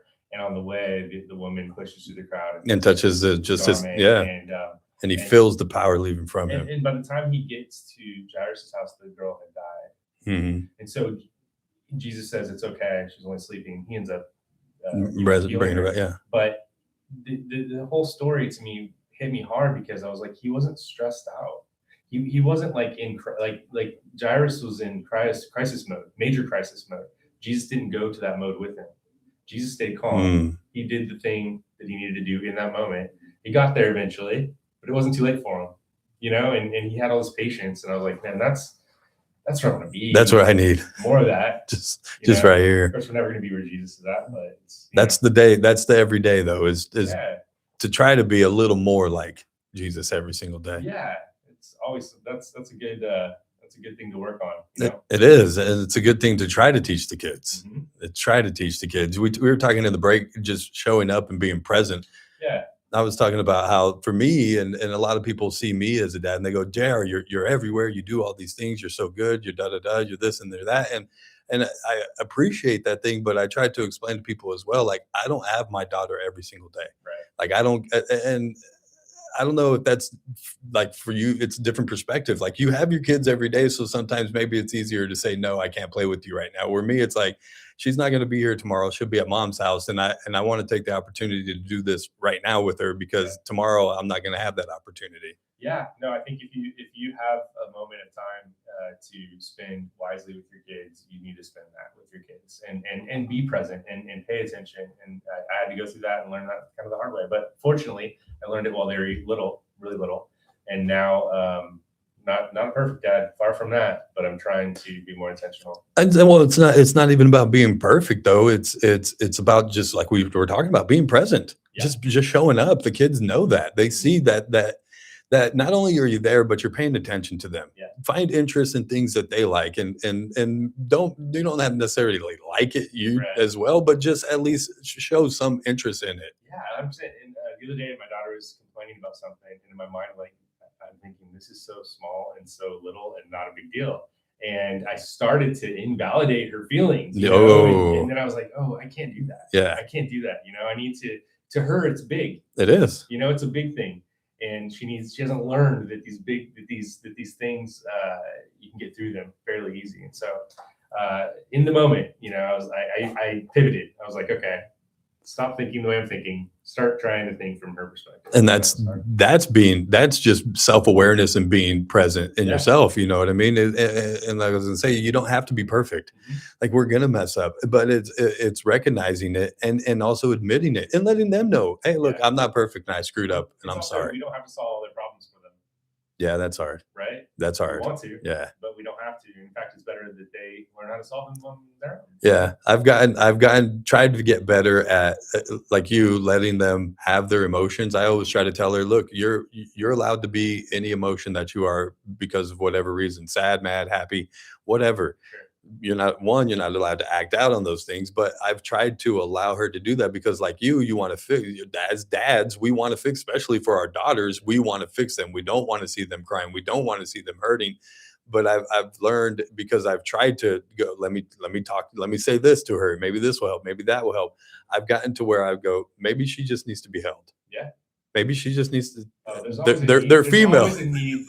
They're females, Josh. So Yeah. It's like, sometimes they just need to cry. No, you're right. And sometimes they just need to be held while they cry. And sometimes just hold them and cry, let them cry for a little bit. The Lord knew I couldn't have a son.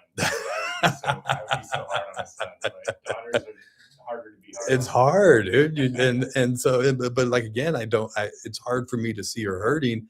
But at the same time, like you said, sometimes that's good for them to experience that. Let them work through that. Let them work through their emotions as well. Well, from what I've seen, you do a good job, man. Thanks. I try. Like I said, I try, and the part of that is when I only have 60%, I'm trying to maximize that to 100%.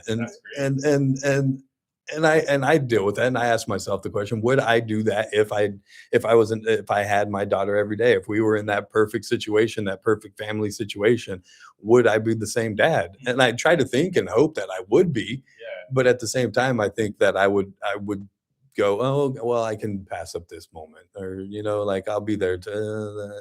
I don't know. Well, I know you're doing a good job because I see your kids, or your child. She's in school with mine, and she's such a good kid, and she's so respectful, and just Oh yeah, it's just cool to see that. If anything, I've tried to teach her just respect. You know what I mean? Like respect, and just and think for yourself. Like I try to tell her, my job isn't to tell you what to think; it's to teach you how to think. Yeah.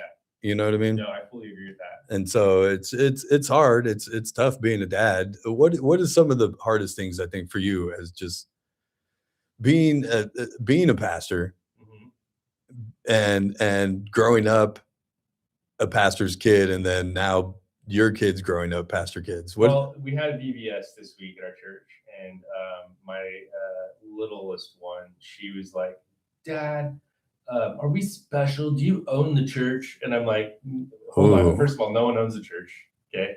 And no, we're not special. We're just like everyone else. And so I'm trying really hard to teach my kids that there's no feeling of superiority or weirdness, and just to make sure they don't grow up like that. There's not like a hierarchy here. We're all because I'm like, well, what's she getting at here? Why does she want to know that? And I'm like, okay, this is interesting, because she wanted me to handle a problem for her, and I'm like, no, it's no different. There's no special treatment because you're none at all. We're just part of the church, just like anybody else. I'm sure it's hard because they do, just by being your kids get different access to different areas of the church. Like, oh, well, they get to go on stage, and the other kids don't get to go on stage. You know what I mean? That's her too. The little one, she's like, "Can we go backstage right now?" I'm like, no, we're leaving. We're going to lunch right now. But no, it's just making sure that they understand that they're part of a community too.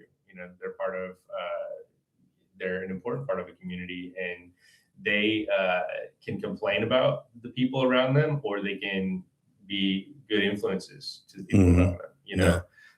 And I think that's one of the things that my wife and I try to learn too, just as adults, relearn as adults, is like we're a part of a community here, and I care about this community. That's why I appreciate what you guys do here. You're really working on improving the community. You're really working on, and I want my kids to grow up in that world, not just see themselves as part of this church, and that micro part of the community. It's important that we have that too, but we're part of a bigger community. We have a neighborhood. We have neighbors that don't know the Lord. We have neighbors that don't believe the same way as we do, and we're all living together. And so we have to make sure that we love everyone. Yeah. And when my daughter gets too high, like on her, like, oh, my dad's on the radio, and I've got to go and do these things and this thing. About a month or so ago, we happened to be in the old neighborhood where I grew up in, around South High and stuff. They were doing a little South High market over there. And I was like, this is a great opportunity to take her back to where Dad lived. And like we went into the hood, and she's just looking around. At one point, she rolled her window up. So I was like, what's the matter? Why are you scared, kid? I said, but this is where Dad grew up. This is what, you know what I mean? And I think it's for every parent. We always just try to give or elevate our kids to a little bit higher than where we are, to what we had. Yeah, no, I agree. We want them to feel safe, feel secure, but also understand that there's a lot of needs in this world, especially in this community, man. And that's why I love being here in Bakersfield, is because there's you got the whole gambit. You got people who are doing really well, and then you got people who are struggling, and being able to see that diversity is really important. Yeah, and having all those people are important to the community. The other thing what was I going to say? I say there's something else that I do to knock her down every once in a while. I can't remember what it was. So every once in a while, I just got to remind her, look, you're no different from anybody else. We're all the same. We're all equal here. I know it's a funny thing to talk about because people may or may not relate, but Oh, that's the thing. I always tell her, I'll send you to public school. yeah, right. That's right. That's my other threat. You can go to public school. Honestly, I've had that thought a lot. I'm like, is it better to have my kid go to public or private? And I in our specific situation, we prayed a lot and we felt like Stockdale was the right school to send our kids to. But it's a struggle. It's not easy. It's expensive, as you know. Oh yeah. And there's a lot of I don't want to complain, but there's they require a lot from you. Yes, they do.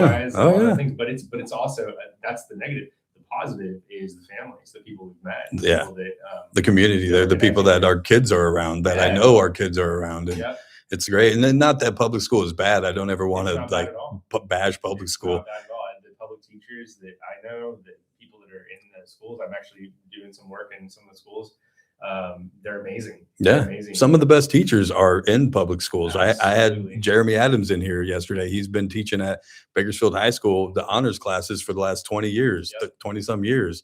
I have another teacher that watches and listens all the time. Public school has really good teachers. Yeah, my best friend, his kids are all in the public school system and they're doing great and they're doing wonderful. And so it just depends on the district you're in. It depends on how you feel and in your heart too. I mean, it's as simple. People don't understand this, but I literally pray about those decisions, my wife and I, and we go with what we feel is best. Yeah. And it's no slight on anybody else. And it's what's best for your family, because what's best for your family might not be what's best for another family or somebody else's family. So I think that's important as well. Right. But I think private school, I think the one advantage that it does have, and again, it has nothing to do with the teachers. It's more about parent involvement. Oh yeah. And it's almost because we are invested, not just financially, but you know what I mean? And so there is that more of time investment. There is that more of being engaged and involved in your child's education. I think that probably is one of the biggest benefits of private. I think so. I think the families have been a huge blessing. And it was just the right thing for us. Like you said, not for everyone. Yeah. Not for everybody, but and I respect everyone's decision because I know it's a tough decision for everyone. Yeah, like I said, that's my threat. Though I'll send you to private. I'll send you to public school, kid. Don't. I tried to threaten homeschool the other day. That didn't work. Huh? Got excited. Yeah, she was like, "Really, really?" Well, every time I say it, my daughter's like, "Yeah, I'm going to go to BHS, Dad." We'll see about that, kid. That's where we're at too. We might be sending our kids there. I'm not sure yet. I tell her there's plenty of time. Yeah. There's plenty of time. That's what I keep telling myself. And then the next thing you know, you're going to blink and they're going to be freshmen, my friend. They're going to be freshmen. So somebody told me when they turn 9, they go, you realize half your time is over with her. And I wanted to punch that person in their face, Josh. I did. And it was a lady teacher too. And I was like, how dare you? I prayed for forgiveness after I had that thought though. Yeah, I didn't say it. I didn't do it, but I thought it. And that's enough, God says. That's enough. You have it in your heart. We grew up basically in the 90s. It was different back then. This is a whole different ballgame. This is a whole different ballgame. Hey, thanks for coming in, brother. I appreciate it. Thank you for having me. Yeah. No, we'll get you back in a lot more. Happy Father's Day, too. Thank you, man. Have a good weekend. Tell your dad I said Happy Father's Day. Yeah, thanks, Chris. Appreciate it, man. Have to get him back in here. Yeah. Oh, I enjoy talking to him, too. Yeah, he's fun. He is fun. Depends on his mood, but he's fun. Hey, I like that. He's right now he's in chill mode. So is he chilling, just hanging out? You out? never know what he might say. He might say something controversial. We'll bring in Pastor Ron next week then. I'm just playing. Thanks, brother. Appreciate it. Pastor Josh Viette. You guys go check him out. You're speaking this weekend? Yeah, Sunday. Sunday, what times? 9 and 11. 9 and 11 over there on East Brundage, baby. That's right. Come out there. You know, I'll go. I got Lily. We'll show up and we'll hang out. That'd be great. Always love having the girls will be there. And yeah. All right. Yeah. Then she'll be happy to see your daughter. Then. Second, so. All right. We'll be at the second. They don't get that. No, well, I don't either. I don't either. But thanks, brother. Appreciate you. Absolutely, man. Pastor Josh Viette, you guys go find him at church on Sunday, Valley Bible Fellowship over there. East Brundage Lane. Get in there for the services. I got to get to a break. On the other side, we'll find out what we learned today. It's the JR Show. It's Current Radio. We'll be back. Cool, man. I'm gonna run my wife's phone for some reason. I don't know what that's about. Told her I was doing this. Tell them I'm sorry.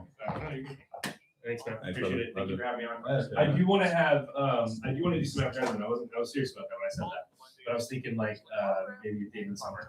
Okay. So I don't know what the time would be, if that's even possible to do, but let me know. For what? For the church. Okay. Yeah, like back to the church Sunday, like it's in September. Okay. So I was thinking you kind of go. Yeah, just let me know whenever you guys are ready. Okay. I don't know how that works or anything. So Yeah. just shoot me a text or an email. Yeah. If you can. Yeah.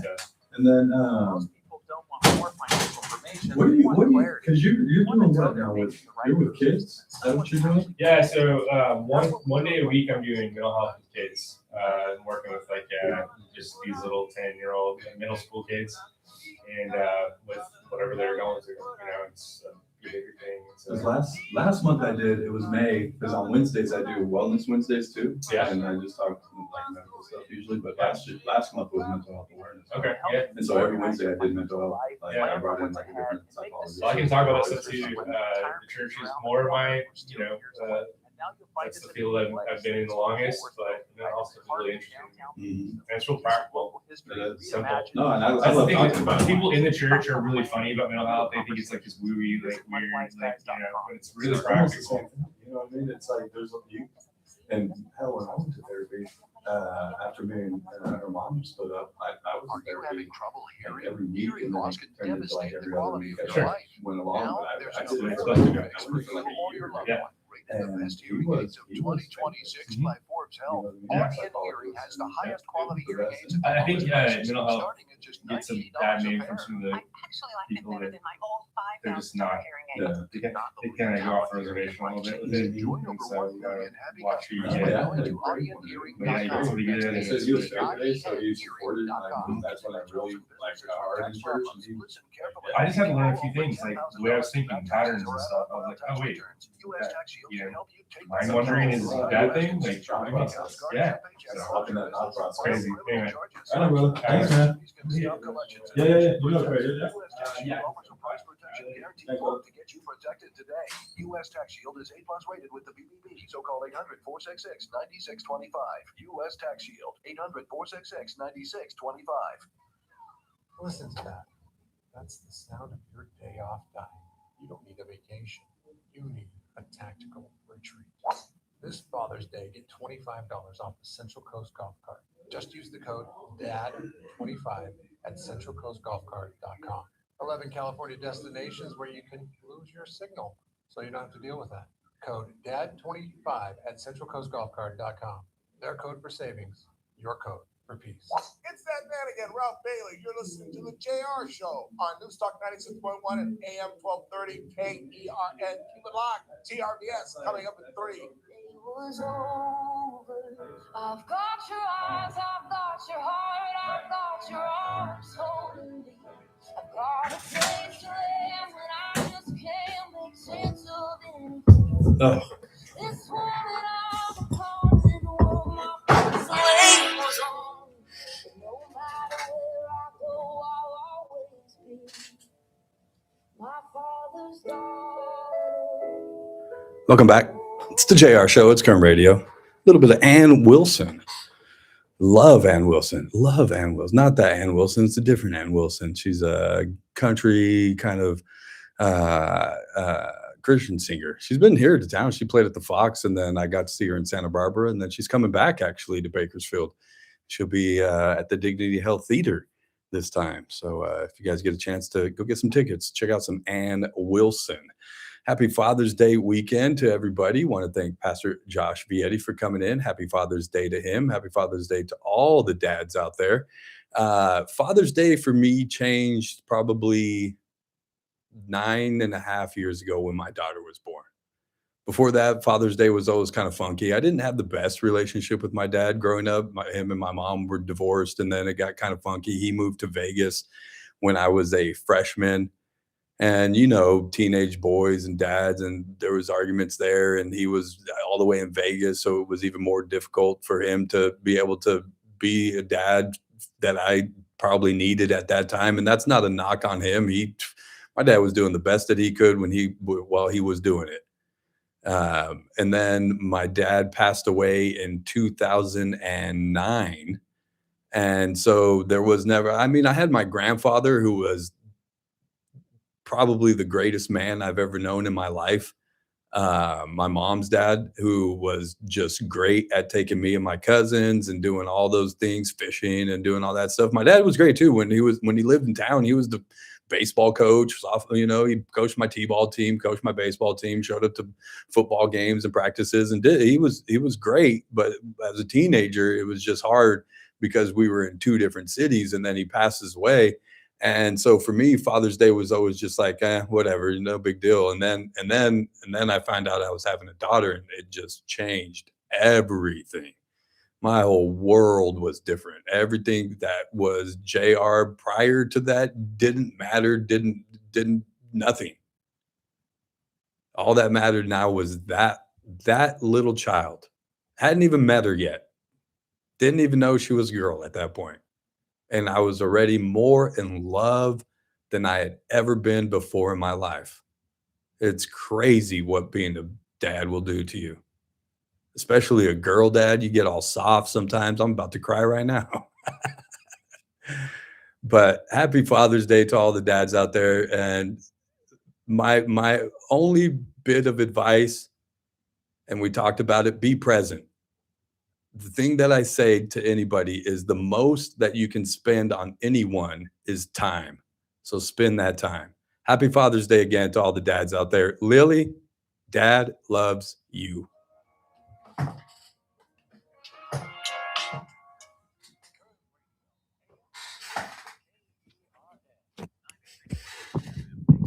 Bakersfield, an American General Media station. This hour from Town Hall, I'm Keith Peters in Washington.